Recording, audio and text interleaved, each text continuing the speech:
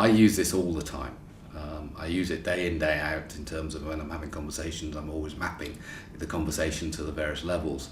I regularly bring it up and use this in finance courses to set a context. So even though they're there to learn about balance sheets and profit and loss accounts and share value, they suddenly realise the context in which they're learning this particular technique.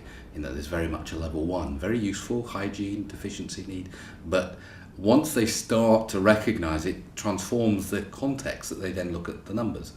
Similarly, once I start talking about strategy in terms of customers at level 2 and efficiencies at level 3, they then realise that much of their business strategy is all around and fits nicely into this consciousness model. So what we don't need to do then is simply talk about 7 levels in a pure HR context. We can put it to the heart of the organisation. So what I'm highlighting there is we can use it across the board. In terms of specifics, there are a number of instances. One recently with a major multinational, very large multinational, and its UK operations, where I'd been asked in fact, to do a 3-day board facilitation. As an icebreaker for the 9 board members, I decided that we'd do an IVA. They said, what's this all about? I said, don't worry, just do it.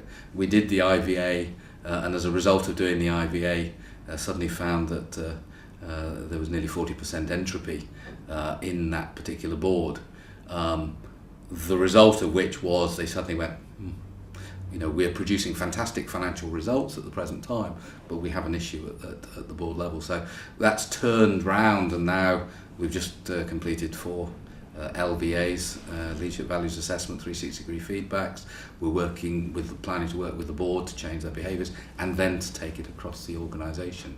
But they were totally shocked based on the fact they were doing financially brilliantly. So why do we need this?